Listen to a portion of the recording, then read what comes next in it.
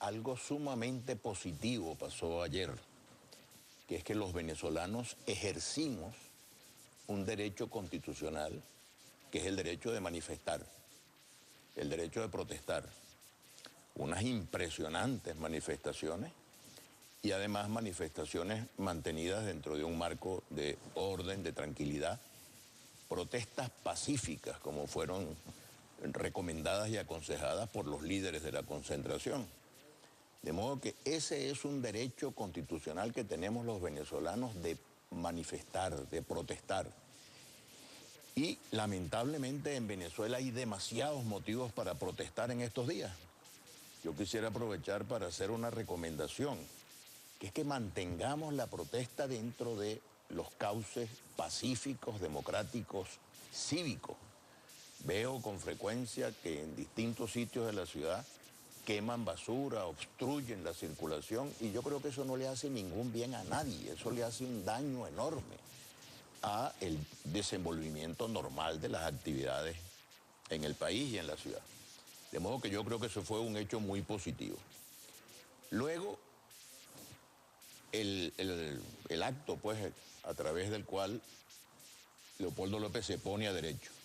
Con mucho coraje, da la cara, asume su responsabilidad, también en una situación que no fue traumática.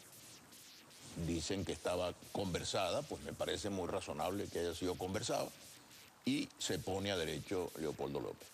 Yo creo que ese es un preso muy incómodo, y si yo tuviera alguna posibilidad de hacer llegar una recomendación o un consejo al gobierno, diría que procuren poner en libertad a todos los venezolanos que están privados de la libertad por razones políticas. Claro, pero eso le pondría al gobierno nacional, y lo han señalado varios, en un escenario realmente complicado, porque por un lado, como usted dice, es un preso complicado, pero también pondría en tela de juicio la autoridad que pueda tener el gobierno, más allá cuando han dicho que van a pagar por lo que han hecho, que es precisamente las manifestaciones, o por lo menos convocarlas.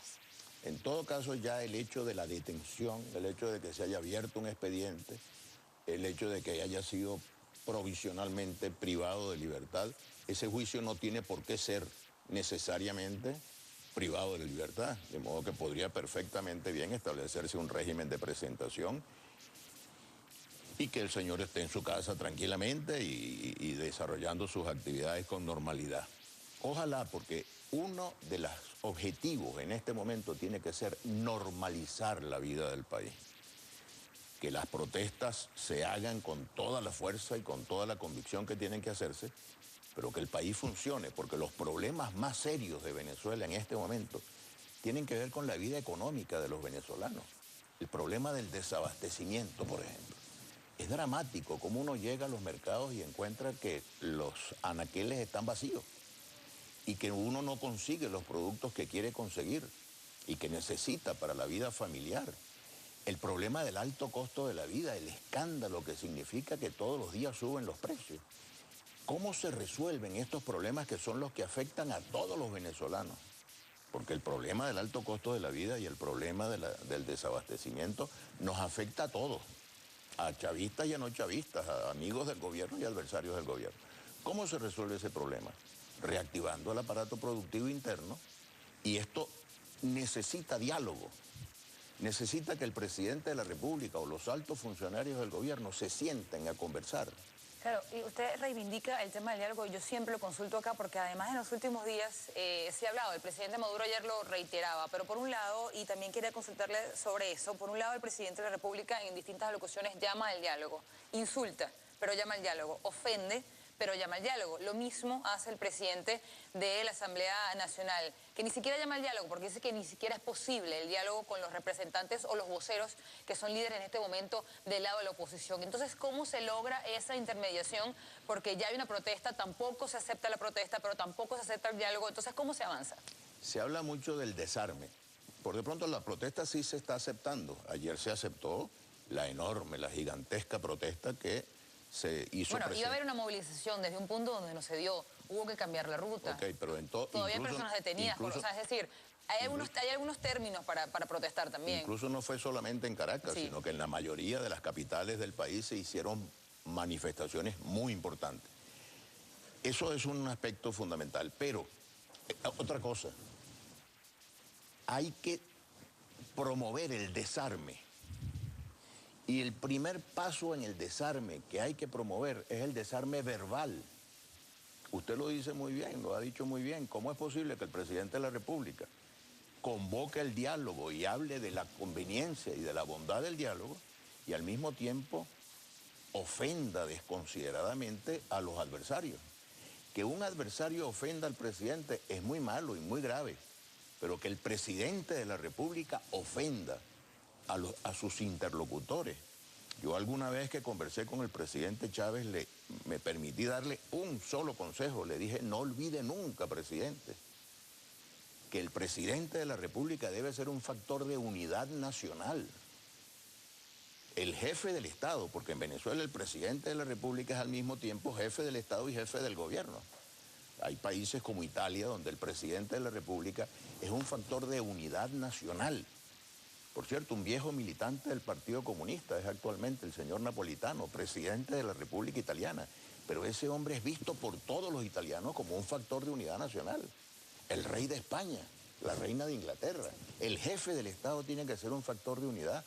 Por eso tiene usted toda la razón cuando dice no tiene sentido que el jefe del Estado convoque al diálogo y al mismo tiempo agreda verbalmente a sus interlocutores. En medio de todo lo que ocurrió durante los últimos días, comienza a hablarse ya de cómo se presenta la oposición, la mesa de la unidad y los distintos representantes. Se habla de diferencias de forma más que de fondo por declaraciones que ha tenido no solo Enrique Capriles a propósito de lo que han sido las protestas, también quizás el gobernador de Estado se ha desmarcado un poco de cómo se han venido desarrollando los hechos. Lo cierto es que la unidad señala que precisamente está unida, pero con visiones distintas de cómo ocurriría. Y han atacado muchísimo al gobernador de Miranda a propósito de esto. ¿Cuál es su opinión? ¿Cree que tiene razón el gobernador del estado Miranda en señalar que no hay que perder el foco de lo que está ocurriendo y consignas como vete ya deben salirse del vocabulario de la oposición? Yo creo que el gobernador del estado Miranda ha tenido una actitud muy sensata y muy seria y muy razonable. Y yo aplaudo su actitud.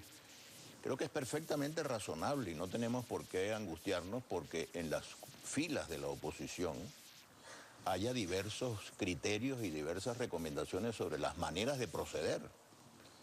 Cada uno siente que su responsabilidad le obliga a mayor o menor sensatez y mayor o menor protagonismo. Lo importante en todo esto es que no perdamos de vista que estamos sirviendo a un solo objetivo, que es Venezuela. Lo que tiene que inspirarnos en todo esto es qué es lo mejor para Venezuela, cómo podemos ayudar mejor a Venezuela. Yo, por ejemplo, siento que al país le convendría mucho que se perfile con cada día mayor claridad la alternativa democrática.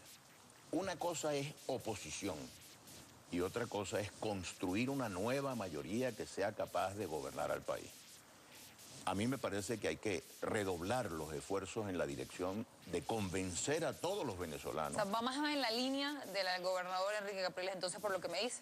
En la línea de lo que yo creo que le conviene a Venezuela. Yo insisto, lo que tenemos que pensar no es qué le conviene al señor Capriles, ni qué le conviene al señor López, sino qué le conviene a Venezuela, ni qué le conviene al señor Maduro. ¿Qué le conviene a Venezuela? ¿Cómo podemos hacer para que este país progrese? ¿Cómo podemos lograr que la gente que va al mercado encuentre los productos? ¿Cómo podemos hacer usted y yo y todos los venezolanos para salir con tranquilidad para la calle y no tener la angustia de si nos van a atracar y no tener la sensación de que estamos en manos del AMPA? Esos problemas son los que hay que resolver para que los venezolanos podamos vivir más felices. Y el país tiene el potencial para hacer eso. Y yo creo que si el presidente de la República sinceramente cree en el diálogo, debe mover inmediatamente teclas que le permitan hablar con las universidades, con las academias, con los factores productivos. La inflación se resuelve fácil, no es complicado resolver la inflación, simplemente disciplinar el gasto público y estimular el aparato productivo del país. Pero si la matriz es una guerra económica, ¿cómo se dialoga ahí? Pues hay que dialogar para desmontar esa presunta guerra. Yo no creo que existe ninguna guerra. Yo lo que creo que existe, y lo digo con toda responsabilidad, son políticas equivocadas de parte del gobierno. El gobierno está empeñado en imponerle al país un modelo económico que ha fracasado en todas partes del mundo. ¿Cuánto tiempo le falta para que se dé cuenta que con esas políticas no tiene sino inflación, desabastecimiento, debilitamiento del signo monetario venezolano? Esto es lo que pasa. Le agradecemos muchísimo.